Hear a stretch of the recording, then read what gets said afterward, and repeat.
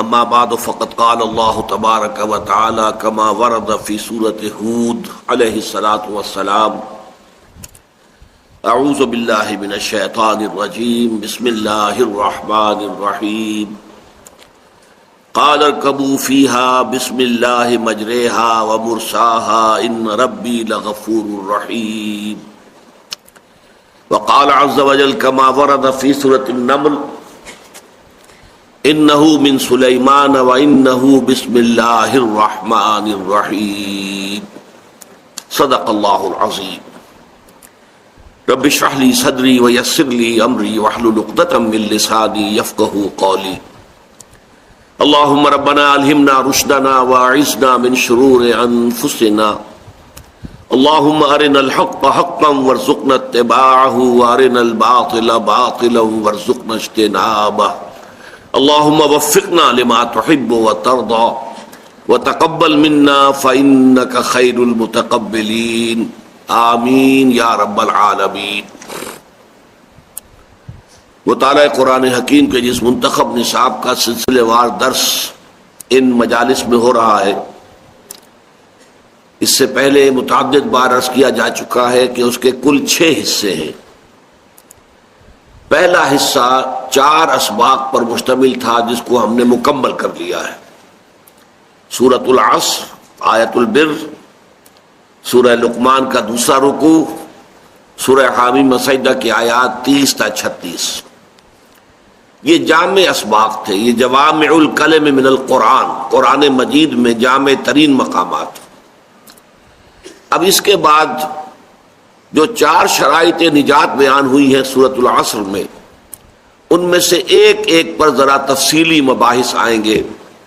چنانچہ دوسرے حصے میں ایمانیات کے ضمن میں تفصیلی مباحث، تیسرے حصے میں عمل صالح کے مختلف گوشوں کے ضمن میں بحثیں، چوتھے میں تواصی بالحق اور اس کے مدارج اور مراحل اور مراتب، پانچویں میں تواصی بالصبر، اور چھٹا پھر ایک نہایت جامع سبق ہوگا سورہ حدید پر مشتمل۔ تو آج ہم اللہ کے نام سے جو دوسرا حصہ ہے شروع کر رہے ہیں، جس کا تعلق ہے ایمان کے مباحث سے۔ اس میں پہلا سبق جو ہے وہ آیت بسم اللہ اور سورہ فاتحہ پر مشتمل ہے۔ آیت بسم اللہ پر سب سے پہلے ہمیں گفتگو کرنی ہے۔ اس آیت کے بارے میں اگرچہ ایک اختلاف ہے اور ہمیشہ سے ہے، قدیم ہے، پرانا ہے، کوئی جدید نہیں ہے۔ آیا یہ آیت ہر سورت کا حصہ ہے یا نہیں ہے؟ سورہ فاتحہ سے پہلے لکھی ہے، سورہ بقرہ سے پہلے لکھی ہے۔ قرآن مجید کی 114 سورتوں میں سے صرف ایک سورت ایسی ہے جس کے شروع میں آیت بسم اللہ نہیں لکھی جاتی، اور وہ سورہ توبہ ہے۔ باقی 113 سورتوں کے شروع میں لکھی ہوئی موجود ہے۔ لیکن آیا یہ ان سورتوں کا حصہ ہے یا نہیں؟ اس ضمن میں مدینہ منورہ، بصرہ اور شام کے جو قراء تھے، قاری حضرات، اساتذہ قراءت، ان کی رائے یہ ہے کہ یہ کسی سورت کا حصہ نہیں ہے، بلکہ صرف بطور علامت، فصل کے طور پر، کہ یہاں سے ایک نئی سورت شروع ہو رہی ہے، یا ان 2 سورتوں کے مابین یہ ایک نشانی ہے فصل کی، اس کے طور پر درج ہے۔ اور یہ آیت قرآن مجید میں صرف سورۃ النمل میں آئی ہے، جس کی کہ میں نے ابھی تلاوت کی کہ حضرت سلیمان علیہ السلام نے جو خط لکھا تھا ملکہ سبا کو، وہ شروع اس طرح ہوا تھا، انہ من سلیمان، یہ خط سلیمان کی طرف سے ہے علیہ الصلوۃ والسلام، وانہ بسم اللہ الرحمن الرحیم، اور اس کا آغاز ہے اللہ کے نام سے کہ جو رحمان اور رحیم ہے۔ صرف یہ مقام ہے قرآن مجید میں سورۃ النمل کی آیت نمبر 30 کہ جس میں یہ قرآن مجید کے متن کا حصہ ہے۔ باقی یہ صرف 113 مرتبہ لکھی گئی ہے، لیکن یہ قرآن مجید کی آیات میں شمار نہیں ہوگی۔ اس کے برعکس رائے ہے، یہ رائے جو ہے، جو میں نے عرض کیا کہ مدینہ منورہ اور بصرہ اور شام کے قراء کی ہے، یہی رائے جو ہے امام ابو حنیفہ کی ہے رحمۃ اللہ علیہ۔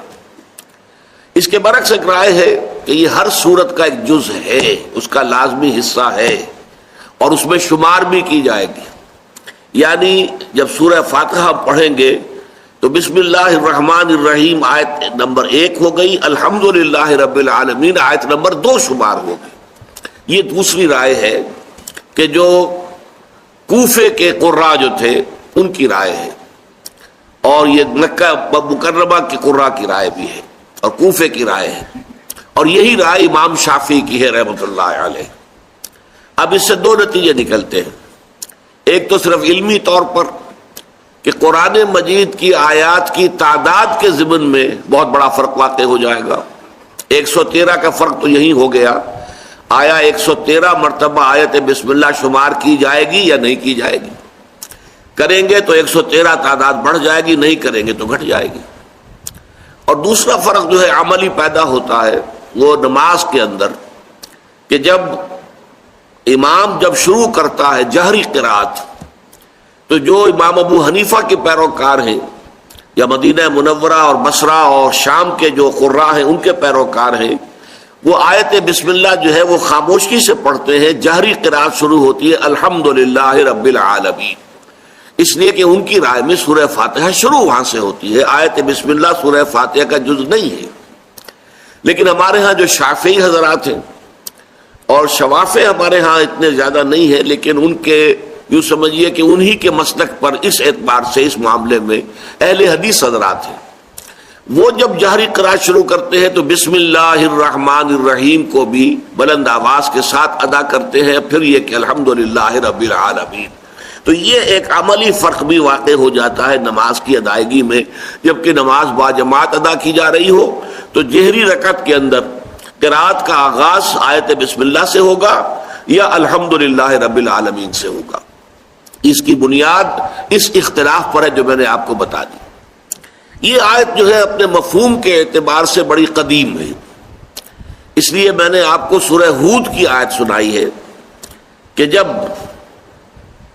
حضرت نوح علیہ السلام کو اللہ نے حکم دیا کشتی بناؤ اور اہل ایمان کو اس میں سوار کر لو، اور پھر جب طوفان آیا اور وہ کشتی نے جو ہے اپنا سفر شروع کیا تو کہا گیا کہا انہوں نے ارکبوا فیہا، اے اہل ایمان اب اس میں سوار ہو جاؤ، بسم اللہ مجریہا و مرساہا، اللہ ہی کے نام سے ہے اس کا چلنا بھی اور اس کا لنگر انداز ہونا بھی، جب بھی وہ لنگر انداز ہوگی تب وہ اللہ ہی کے نام سے ہوگی۔ اور اسی طرح جیسا کہ میں نے آپ کو بتا دیا سورہ نمل میں حضرت سلیمان نے خط لکھا تو انہو من سلیمان انہو بسم اللہ الرحمن الرحیم، پوری آیت جو کہ تو اس خط کے اندر موجود تھی۔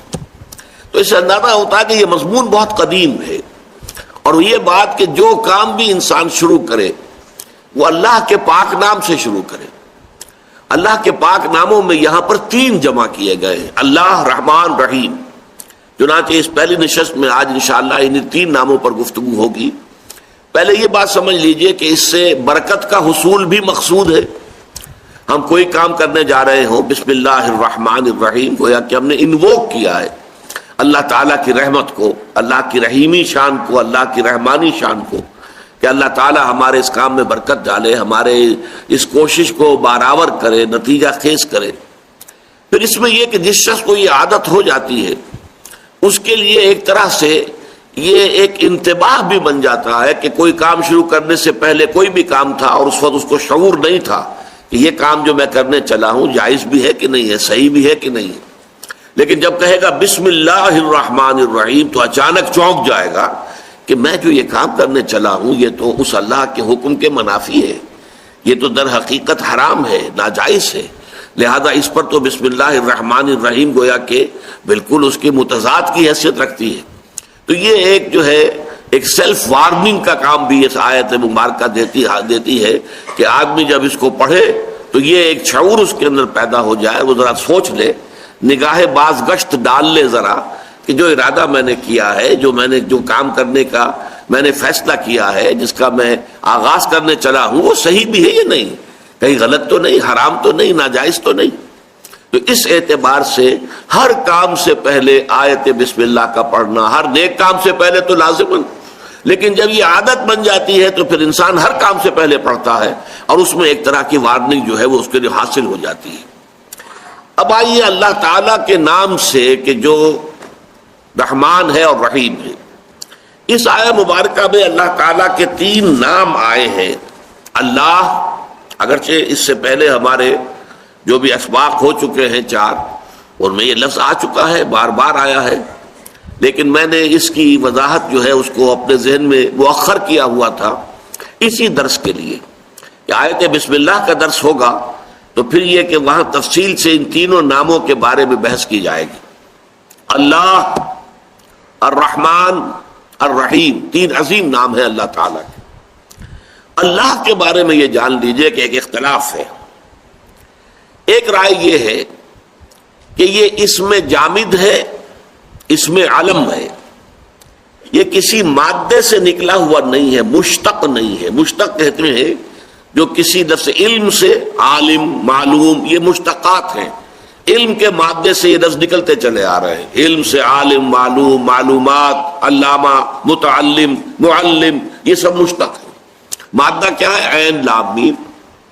تو ایک رائے یہ ہے کہ نہیں، جو اسم علم ہوتے ہیں، جو علامت کے طور پر اشخاص کے نام رکھ دیے جائیں یا جگہوں کے نام، اب لاہور کا نام لاہور ہے تو یہ کسی سے نکلا ہوا نہیں ہے، لاہور ہے بس، اس میں جامد ہے، یہ اس میں مشتق نہیں ہے، یہ کسی اور لفظ سے نکلا ہوا نہیں ہے، یہ تو اس میں علم ہے۔ تو ایک رائے یہ ہے اللہ تعالی کا اسم ذات ہے اور اسم جامد ہے، اور یہ در حقیقت مشتق نہیں ہے، اسم علم۔ ایک رائے یہ ہے، اور خاص طور پر ہمارے جو صوفی حضرات ہیں ان کا خاص طور پر ادھر رجحان ہے، وہ اس کو اللہ کا اسم ذات سمجھتے ہیں، اس کے نقش بناتے ہیں، اس نقش کے اوپر توجہ مرتکز کرتے ہیں، میڈیٹیٹ کرتے ہیں، خاص طور پر لفظ اللہ کے اوپر۔ اس حوالے سے چونکہ ہمارے ہاں تصوف کے جو اعمال ہیں، جو اوراد اور جو مراقبے ہیں، ان میں اس لفظ کو بہت اہمیت حاصل ہے، لہذا ان کی رائے یہ ہے کہ یہ اسم جامد ہے، اسم علم ہے، یہ مشتق نہیں ہے۔ ویسے یہ کہ یہ اسم جامد ہے یا نہیں، اسم علم ہے یا نہیں، لیکن ایک بات بالکل واضح ہے کہ یہ اسم علم کے طور پر بیہیو کرتا ہے۔ یا اللہ ہم کہتے ہیں، اگر یہ الالہ ہوتا جیسا کہ دوسری رائے ہے تو یا ایھا اللہ کہنا پڑتا، ایھا ایڈ کیے بغیر ہم نہیں کہہ سکتے تھے، اس لیے یہ یا اللہ جب ہم کہتے ہیں تو اس سے ثابت ہوتا ہے کہ یہ اس میں ذات ہے، واللہ عالم۔ دوسری رائے کیا ہے؟ دوسری رائے یہ کہ یہ الہ سے بنا ہے، جیسے اللہ کے باقی تمام نام جو ہیں وہ بھی اللہ تعالیٰ کے صفاتی ناموں پر الف لام داخل ہو جائے تو نام بن جاتا ہے۔ علیم، علیم، صاحب علم ہستی، العلیم، یہ اللہ کا نام ہو گیا، وہ ذات جس کا علم کامل ہے، ابدی ہے، ازلی ہے، مطلق ہے، ذاتی ہے، یہ ساری بحثیں ہم کر چکے ہیں حقیقت و اقسام شرک کے ضمن میں۔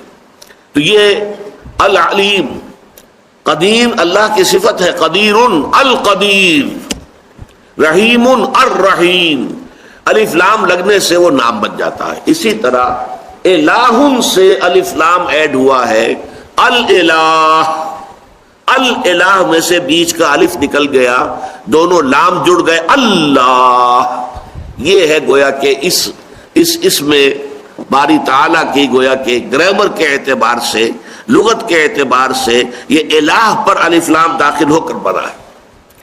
اب یہ کہ الہ کا مادہ کیا معنی دیتا ہے، جیسے میں نے عرض کیا علم یہ مادہ ہے، اس مادے سے کیا کیا معنی نکل رہے ہیں اور اس کے مطابق الفاظ ڈھلتے چلے جاتے ہیں۔ تو یہ جو الف لام ہے کا مادہ ہے، اس کے کیا کیا مفہوم ہے؟ دیکھیے، ایک مفہوم ہے جیسے کہ کوئی کہے گا علیہ الفصیل الی امہ، کوئی دودھ دینے والا جانور ہے، کوئی بھینس ہے، گائے ہے، آپ نے اس کا بچڑا جو ہے یا کٹا اسے کہیں دور باندھا ہوا ہے کھوٹے کے ساتھ، اگر کہیں وہ اس کی رسی کھل جائے یا کھوٹا اکھڑ جائے تو دوڑ کر جائے گا اپنی ماں کے تھنوں کی طرف۔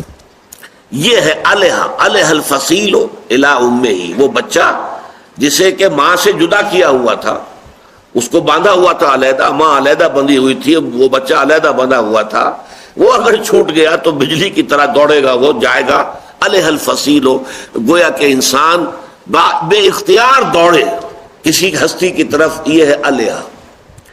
اس معنی میں اس لفظ کے اندر جو مفہوم ہے وہ عوام الناس کا جو تصور ہے اللہ کا، تکلیف میں اللہ کو پکارنا، حاجت میں اللہ کو پکارنا، مصیبت میں اللہ کو پکارنا، کوئی بھی اس قسم کی صورتحال پیش آ جائے تو جیسے وہ ماں سے بچھڑا ہوا بچہ جو ہے وہ دوڑتا ہے ماں کی طرف، ایسے ہی یہ بندہ لپکتا ہے اللہ کی جانب، اللہ کی رحمت کی دہائی دیتا ہے، اللہ سے حاجت روائی کی درخواست کرتا ہے، اللہ سے رزاقی کا حوالہ دیتا ہے، پروردگار میں بھوکا ہوں، میرے لیے رزق کا بندوبست فرما۔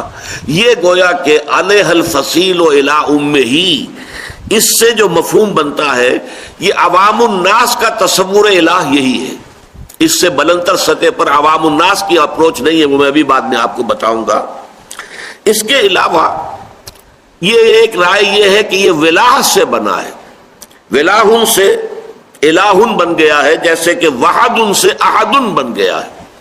واو اور الف جو ہے یہ حروف علت کہلاتے ہیں، الف واو اور یہ ایک دوسرے کی جگہ عدلتے بدلتے رہتے ہیں، تو ولاہن سے الہ بن گیا۔ اور ولہ ہم اردو میں بھی جانتے ہیں، والہانہ محبت، والہانہ محبت، بے انتہا محبت، والہانہ محبت، یہ تصور الہ ہے صوفیاء کا۔ اللہ وہ ہستی ہے جس سے محبت کی جائے، جس کے ساتھ والہانہ محبت ہو، بلکہ اس کے لیے ہمارا جو عام استعمال ہے لفظ محبت کافی نہیں، عشق، شاد باد ہے عشق خوش سودائے ماں، اے طبیب جملہ علت ہائے ماں، یہ تو کہا ہے مولانا روم نے۔ اور علامہ اقبال کیا کہتے ہیں، عقل و دل و نگاہ کا مرشد اولی ہے عشق، عشق نہ ہو تو شرع و دین متقدع تصورات۔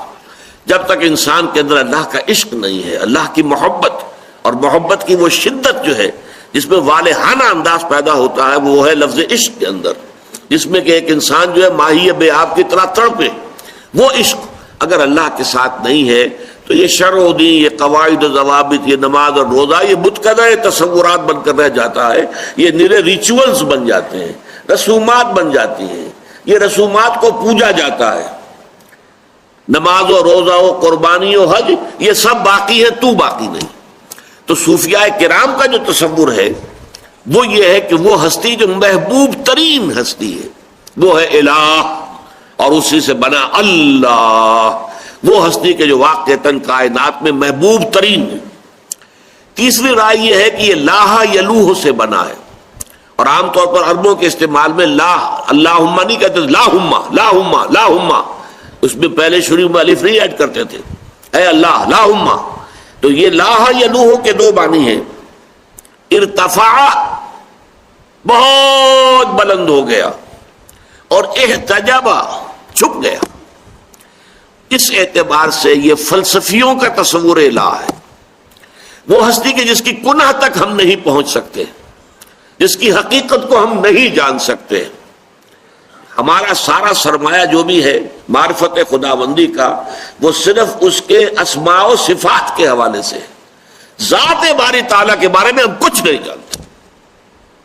اس کے بارے میں کہا ہے فارسی کے اندر تو بہت اعلیٰ اس کا تصور جو ہے دیے گئے ہیں، اے برطرز خیال و گمان و قیاس و وہم، اے وہ ہستی برطرز خیال و گمان و قیاس و وہم، بس ہرچ گفتیم شنیدیم و خاندیم، جو کچھ تیرے بارے میں ہم نے پڑھا ہے، سنا ہے، اور جو کچھ ہم نے کہا، اس سے تو بہت برتر ہے۔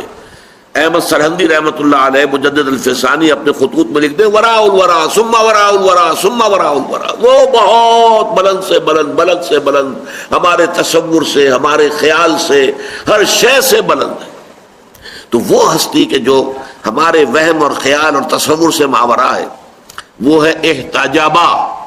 اور بڑے پیارے الفاظ آپ کو سنا رہا ہوں امام راضی کے، فسبحان الذی احتجب لشدت ظہورہ، پاک ہے وہ ذات کے جو چھپ گئی ہے اپنے ظہور کی شدت کی وجہ سے، اتنی ظاہر و باہر ہے کہ نظر نہیں آتی۔ آپ سمجھے میری بات، سورج جب اس کی شعاعیں آ رہی ہیں آپ سورج کو نہیں دیکھ سکتے، حالانکہ سورج کہیں چھپا ہوا تو نہیں ہے، لیکن اس کی شعاعوں نے چکا چوند کر دیا ہے، آنکھیں جو ہیں آپ کی وہ تاب نہیں لا رہی ہیں، وہ بند ہو رہی ہیں، برداشت نہیں کر رہی ہیں، لہذا سورج کے کنٹورز آپ کو نظر نہیں آ سکتے۔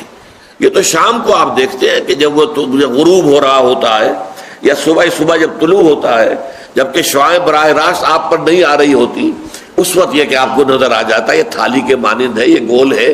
ورنہ یہ ہے کہ جب سورج اپنی پوری شدت کے ساتھ چمک رہا ہو، نصف النہار پر ہو، تو کیا ہوگا کہ وہ اپنے شدت ظہور کی وجہ سے چھپ گیا ہے. وہ چھپا ہوا اس معنی سے نہیں ہے کہ مخفی ہے، وہ اپنے شدت ظہور، فسبحان الذی احتجب لشدت ظہورہ. اور اسی لیے اللہ تعالیٰ کے ناموں میں سے دو نام، یہ سورہ حدید جو آخری ہمارا درس ہے میں نے آپ کو بتایا، اس میں آئے گا هو الاول والآخر والظاہر والباطن.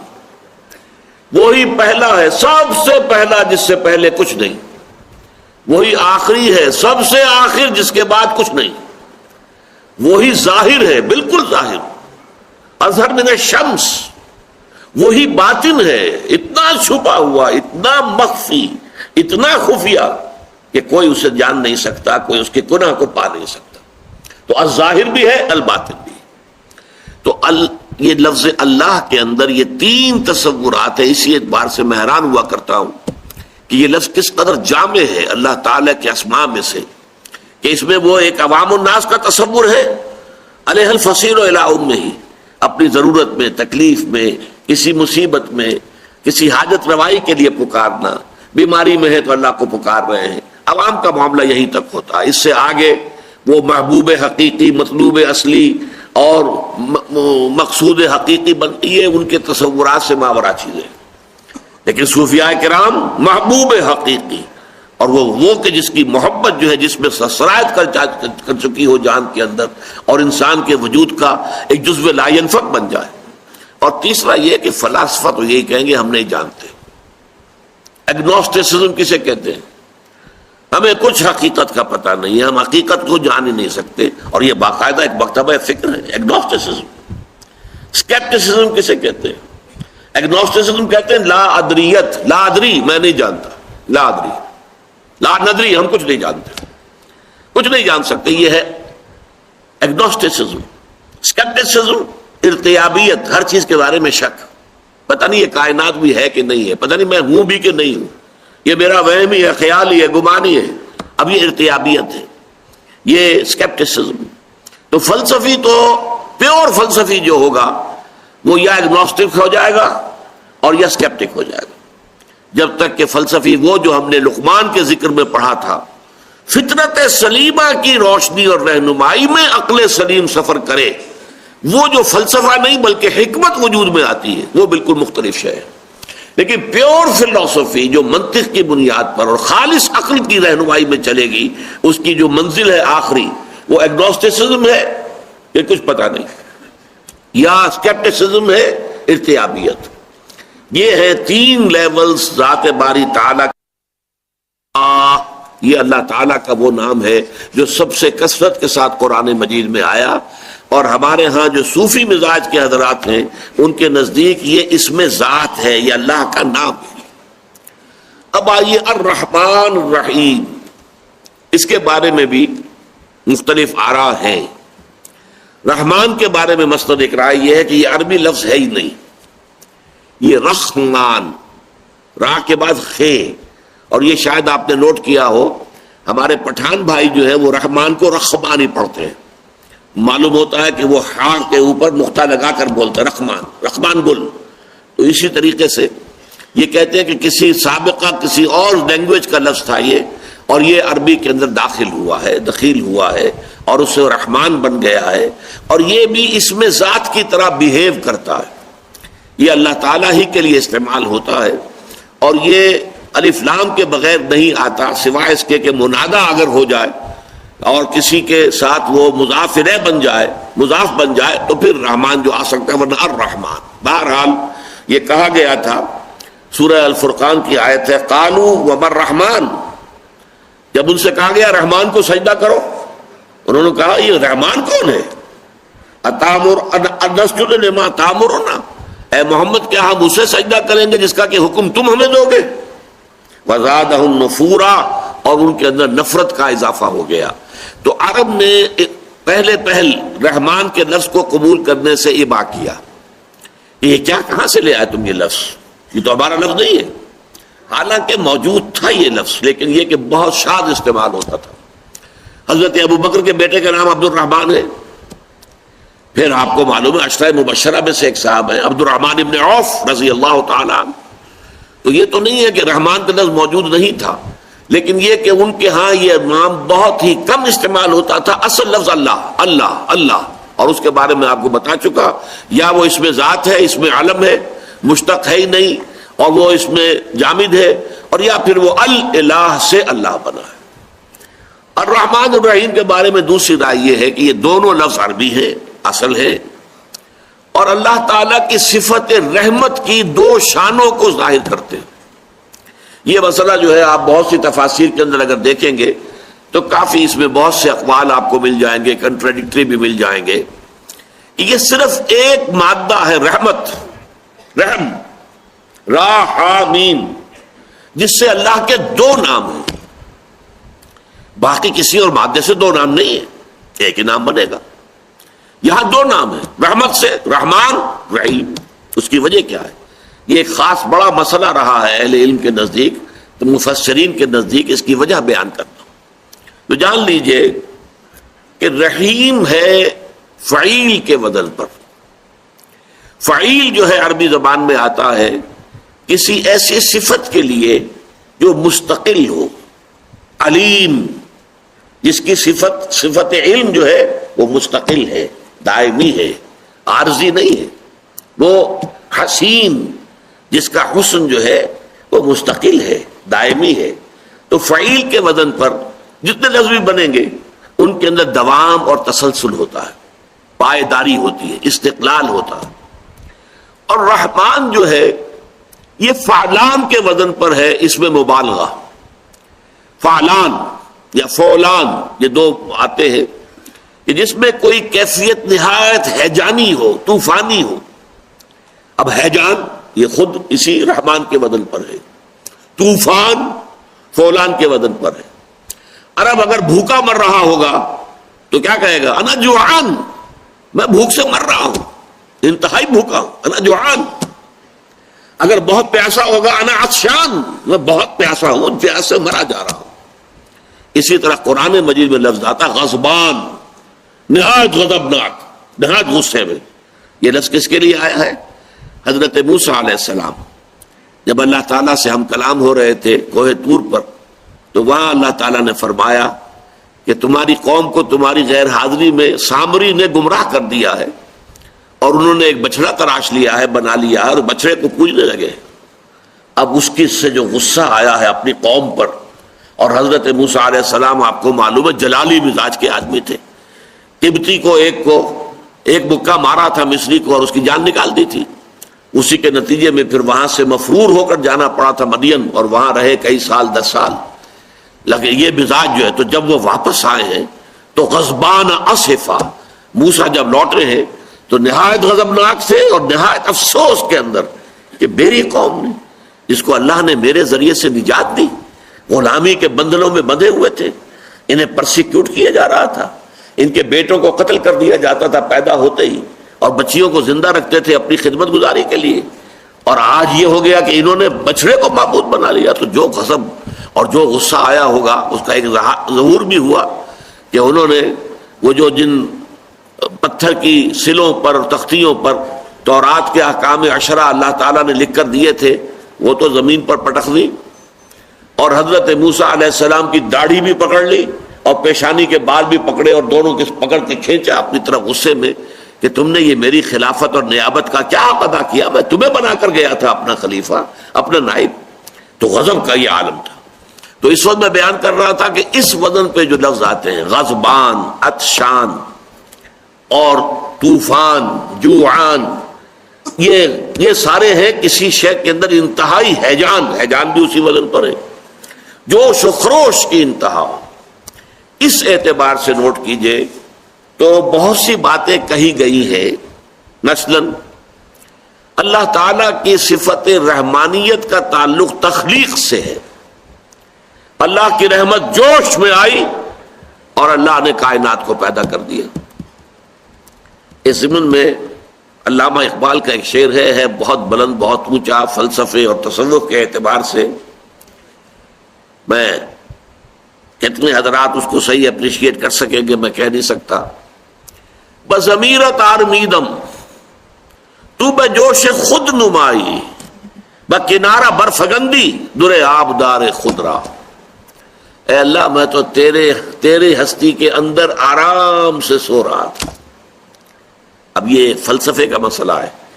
اللہ تعالیٰ نے کائنات تو پیدا کی ایک خاص وقت میں، اس سے پہلے اللہ کو کائنات کا علم تھا یا نہیں تھا؟ علم تو قدیم تھا.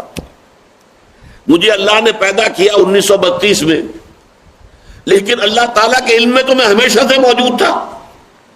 تو صور علمیہ کے اعتبار سے ہم اللہ کے علم میں ہمیشہ سے موجود تھے. تو میں تو اے اللہ تیرے علم کی گود میں آرام سے پڑا ہوا تھا، سو رہا تھا. تو نے اپنی خود نمائی کے جوش میں تجھے جوش آیا کہ اپنے آپ کو ظاہر کرے. یہ ہے وہ فلسفہ کہ جو علت تخلیق کے سلسلے میں واحد ایک بات ہے جو کہی گئی ہے، اگرچہ جو حدیث اس سلسلے میں بیان ہوتی ہے محدثین اس کو تسلیم نہیں کرتے. کنت کنزن مخفین، حدیث قدسی ہے مبینہ طور پر. کنت کنزن مخفین، میں ایک چھپا ہوا خزانہ تھا.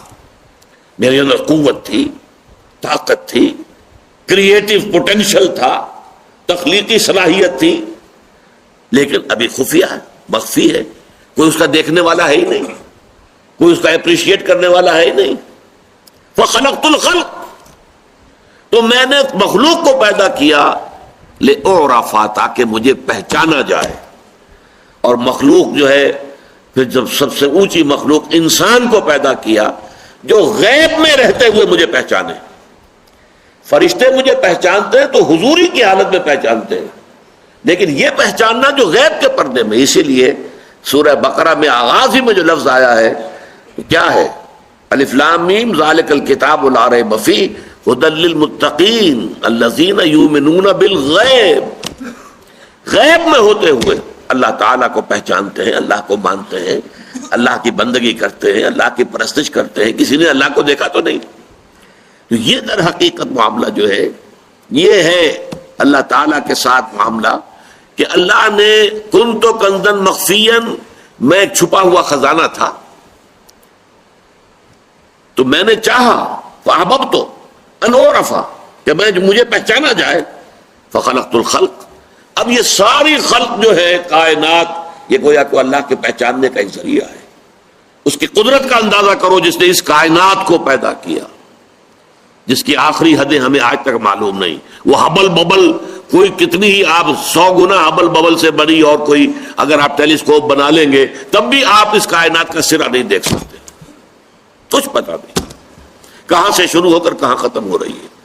یہ آپ کو اندازہ ہوتا ہے یا نہیں؟ یہ سورج اور چاند اور ستارے پیدا کرنے والی ذات کس قدر قدرت اس میں ہے، آج ہم اس کے ذریعے سے پہچان سکتے ہیں. یہ پوری کائنات اللہ تعالیٰ کی نشانیاں ہیں. ان فی خلق السماوات والارض واختلاف اللیل والنہار والفلک التي تجری فی البحر بما ينفع الناس وما انزل اللہ من السماء من ماء فاحیا به الارض بعد موتها وبث فيها من كل دابة وتصريف الرياح والسحاب المسخر بين السماء والارض لآیات لقوم یعقلون. یہ تمام فینومینا آف دی نیچر ایک آیت میں جو جمع کر دیے گئے ہیں، آسمان اور زمین کی تخلیق میں، رات اور دن کے الٹ پھیر میں، اور یہ جو اللہ تعالیٰ آسمان سے بارش برساتا ہے اور یہ اس کے ذریعے سے زمین میں سے فصل نکالتا ہے، یہ سارے ہواؤں کا چلانا، بادلوں کا چلنا، یہ سحاب جو آسمان اور زمین کے درمیان مسخر، یہ سب اللہ کی آیات ہیں. ان کے ذریعے سے ہم اللہ کو پہچانتے ہیں. تو کنت کنزن مخفین، میں عرض کر چکا ہوں محدثین اس حدیث کو تسلیم نہیں کرتے. ان کو سند جو ہے اس کی حدیث کے بارے میں دو چیزیں ہوتی ہیں. ایک حدیث کا متن کیا ہے، کیا الفاظ ہیں. ایک یہ کہ اس کو روایت کس نے کیا، فلاں صحابی نے حضور سے سنا، پھر فلاں تابعی نے صحابی سے سنا، پھر تبع تابعی نے تابعی سے سنا، ہوتے ہوتے زنجیر وہ امام بخاری تک پہنچ گئی یا امام مسلم تک پہنچ گئی. جو محدثین ہیں بڑے بڑے ان تک وہ روایت جو ہے، اور کہیں وہ زنجیر ٹوٹنی نہیں چاہیے. اگر زنجیر ٹوٹ گئی تو پھر وہ حدیث جو ہے وہ صحیح حدیث شمار نہیں ہوگی، پھر ہم اسے ضعیف کہیں گے. لیکن یہ کہ جو ضعیف حدیثیں ہیں ان کے اندر بھی بڑے قیمتی موتی موجود ہیں. البتہ یہ حدیث ہے جیسا کہ میں نے عرض کیا اسے مستند نہیں مانتے محدثین، لیکن جہاں تک اس کے متن کا تعلق ہے تقریباً سب نے تسلیم کیا کہ بات صحیح ہے. یہ کائنات کیوں اللہ نے پیدا کی، اس کیوں کا جواب اس کے سوا کچھ نہیں. کس لیے پیدا کی وہ تو قرآن نے خود بیان کیا، وما خلقت الجن والانس الا لیعبدون، میں نے جنوں اور انسانوں کو نہیں پیدا کیا مگر اس لیے کہ میری بندگی کریں، میری اطاعت کریں، میری پرستش کریں. کس لیے پیدا کیا یہ اور ہے، کیوں پیدا کیا، یہ کیوں پیدا کیا کا جواب اور کوئی نہیں ہے سوائے اس کے کہ کنت کنزا مخفیا فاحببت ان اعرف فخلقت الخلق. تو یہ ہے اصل میں کہ بضمیر تارمیدم تو بجوش خود نمائی بکنارہ برفگندی در آبدار خضرا. جیسے سیپ ہوتی ہے، سیپ کے اندر موتی بنتا ہے نا، وہ جب تک موتی بن رہا ہے اس وقت تک وہ سیپ بند رہے گی. جب موتی تیار ہو گیا پوری آب و تاب کے ساتھ وہ سیپ کھلتی ہے اور موتی کو باہر پھینک دیتی ہے تاکہ لوگوں کو معلوم ہو کہ میں نے کیا چیز پیدا کی ہے، میری تخلیق، میرے اندر کس شے نے پرورش پائی ہے، معلوم تو ہونا. تو یہ بات جو ہے در حقیقت یہی آپ نے دیکھا ہوگا ولادت کے بعد عورت کس قدر سخت مرحلے سے گزرتی ہے، ولادت کے جو درد زہ ہوتے ہیں، لیکن اس کے بعد جب لا کر بچے کو اس کے ساتھ لٹا دیا جائے تو جو طمانینت، جو سکون، جو اطمینان، سب درد ختم ہوئے، سب چیزیں جو ہے وہ اس بچے کو دیکھ کر میرے اندر، میرے وجود کے اندر اس نے تخلیق پائی ہے. بضمیرت آرمیدم تو بجوش خود نمائی بکنارہ برفگندی در آبدار خضرا. اولاد بھی تو عورت کے لیے ایک موتی کے مانند ہے، وہ موتی ہے جو اس کے اندر تخلیق پایا ہے، اس کے وجود کے اندر جس نے کہ تخلیق پائی ہے.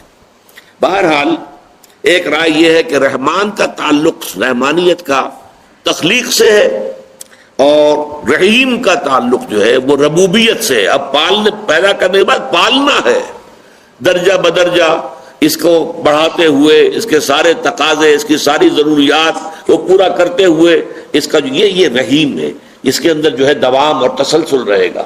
پیدا کرنے میں ایک جوش. اسی طریقے سے ایک لفظ استعمال ہوتا ہے عام طور پر ہمارے سابق مفسرین، رحمان الآخرہ، رحمان الدنیا و رحیم الآخرہ. دنیا عارضی ہے، اس عارضی دور میں اللہ کی صفت رحمانیت کا ظہور ہوتا، اور آخرت وہ دائم ہے، مسلسل ہے، ہمیشگی والی ہے، اس میں اللہ تعالیٰ کی صفت رحیمیت کا ظہور ہوتا ہے. ایک رائے یہ ہے.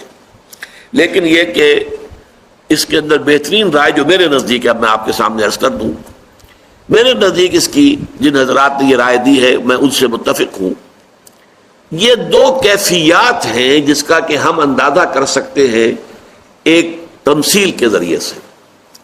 فرض کیجئے کہیں کسی بس کا ایکسیڈنٹ ہو گیا، آپ گاڑی میں سفر کرتے جا رہے تھے، آپ رکے، دیکھا، آپ نے دیکھا کہ ایک ماں، ایک بچہ، ماں فوت ہو گئی ہے، مر گئی ہے، اور شیر خوار بچہ جو ہے وہ اس کی چھاتی سے چمٹا ہوا رو رہا ہے. باپ یا کوئی اور رشتہ دار ہے ہی نہیں، اس عورت کی آئیڈینٹیفیکیشن بھی نہیں ہو رہی. کون انسان ہوگا کہ جس کے دل میں رحمت کا ایک ٹھاٹھے مارتا ہوا سمندر پیدا نہیں ہو جائے گا؟ یہ بچہ جو رہ گیا ہے بالکل بے آسرا، اس کا کوئی سہارا نہیں رہا، میں اس کی سرپرستی قبول کر دوں، میں اسے لے لوں، میں اسے پروان چڑھاؤں، اس کی کفالت کا ذمہ میں لے لوں. یہ ہے جوش آپ کے اندر، رحمت کا، رحمانیت والا جوش پیدا ہوا. آپ نے کہا یہ بچہ بھائی میں اس کی پرورش میں دیتا ہوں، اپنے ذمہ دیتا ہوں، اس لیے کہ اس کی کیفیت کو دیکھ کر آپ کے اندر وہ جوش پیدا ہوا آپ کی رحمت میں. لیکن عین ممکن ہے کچھ ہی دنوں کے بعد آپ پچھتائیں، یہ میں کیا کر بیٹھا، میرے اپنے بچے اتنے تھے، پہلے اتنا بوجھ تھا، ایک اور بوجھ میں نے لے لیا ہے. چونکہ ہمارے ہاں وہ جوش تو ہے، دوام نہیں ہے. اب اللہ تعالیٰ کی صفت رحمت کیا ہے؟ جوش بھی ہے، دوام بھی ہے، اور دونوں مستقل ہیں.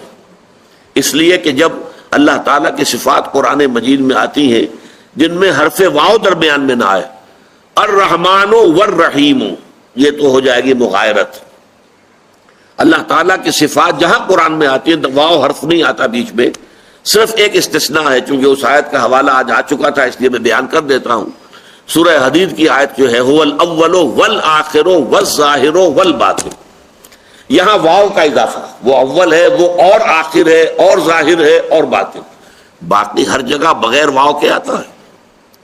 یسبح للہ ما فی السماوات و ما فی الارض الملک القدوس العزیز الحکیم، الملک والقدوس والعزیز والحکیم نہیں، بلکہ ایک آیت میں سورہ حشر کی 8 آیات 8 الفاظ اللہ کے آئے ہیں، الملک القدوس السلام المومن المہیمن العزیز الجبار المتکبر، 8 اسماء، کہیں حرف واو نہیں آیا، اس لیے کہ اللہ تعالیٰ کی یہ تمام صفات اس کی ذات میں بیک وقت موجود ہیں۔ واو ڈالیں گے تو اس میں فصل ہو جائے گا، اور فصل جو ہے ذات باری تعالیٰ کی صفات کے اندر صحیح نہیں ہے۔ اللہ کی تمام صفات اس کی ذات میں بیک وقت موجود ہے، تو اس کی ذات میں رحمت خداوندی جو ہے وہ شان رحمانیت کے ساتھ اور شان رحیمیت کے ساتھ بیک وقت موجود ہے۔ اور اب میں آخری بات عرض کر رہا ہوں، یہ شان رحیمی اور رحمانیت اللہ تعالیٰ کے ناموں میں سب سے زیادہ پیارے نام ہمارے لیے کیوں ہیں؟ حضور نے فرمایا صلی اللہ علیہ وسلم، کوئی شخص محض اپنے اعمال کی بنیاد پر جنت میں نہیں جا سکے گا جب تک کہ رحمت خداوندی دستگیری نہ کرے۔ کسی صحابی نے، واقعہ یہ ہے کہ بڑی جرت کی، ہمت کی، ڈرتے ڈرتے پوچھ لیا، کیا حضور آپ بھی؟ فرمایا ہاں میں بھی، وَلَا أَنَا إِلَّا أَن يَتَغَمَّدَنِي رَبِّي بِرَحْمَةٍ مِّنْهُ وَفَضْلٍ، میں بھی بغیر اس کے کہ اللہ تعالیٰ اپنی رحمت اور فضل و کرم سے مجھے ڈھانپ لے جنت میں داخل نہیں ہو سکتا۔ تو ہماری لیے سب سے بڑی ضرورت کیا ہے؟ اللہ کی رحمت۔ یہی وجہ ہے سورہ رحمان، الرحمن علم القرآن، جو عروس القرآن جسے کہا ہے حضور نے، سورہ رحمان کو حضور نے فرمایا سورۃ الرحمان عروس القرآن۔ یہ سورۃ الرحمان جو ہے یہ قرآن کی دلہن ہے۔ کس قدر خوبصورت الفاظ، کس قدر جو ہے صوتی آہنگ، اس کا ملکوتی غنا، اس کی اپنی ایک جو ہے وہ میوزک، اس کا سمجھیے غنا موسیقی ہے۔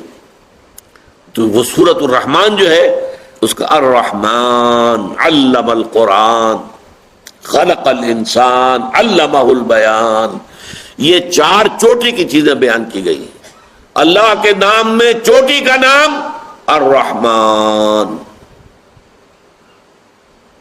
اللہ نے جو کچھ سکھایا انسان کو اس میں چوٹی کا علم، علم القرآن، اللہ نے جو کچھ تخلیق فرمایا اس میں چوٹی کی تخلیق، کلائمیکس، خلق الانسان، اور انسان کو جو صلاحیتیں عطا فرمائیں ان میں چوٹی کی صلاحیت علمہ البیان، اسے بیان کی صلاحیت عطا فرمائی۔ یہ ہے 3 اللہ تعالیٰ کے اسماء الحسنی جو قرآن میں بار بار آتے ہیں، بار بار آتے ہیں۔ الرحمن الرحیم تو ایک جوڑے کی شکل میں بہت مرتبہ قرآن مجید میں وارد ہوئے ہیں، تو یہ تینوں کے بارے میں آج میں نے چاہا کہ قدر تفصیل سے آپ کے سامنے بیان کر دوں۔ ظاہر بات ہے کہ ہمارے درس کے دوران یہ آئیں گے تکرار کے ساتھ، لیکن یہ کہ ہر موقع پر اس کی یہ وضاحت ممکن نہیں ہے۔ بارک اللہ لی ولکم فی القرآن العظیم ونفعنی وإیاکم بالآیات والذکر الحکیم۔ کافر اسی پچ ہو گیا، پھر تشبیہ مسلح کی کرنا، اساں ظاہر نو رب من آئے، باطن دا اللہ کی کرنا، اساں ظاہر نو رب من آئے، باطن دا اللہ کی کرنا۔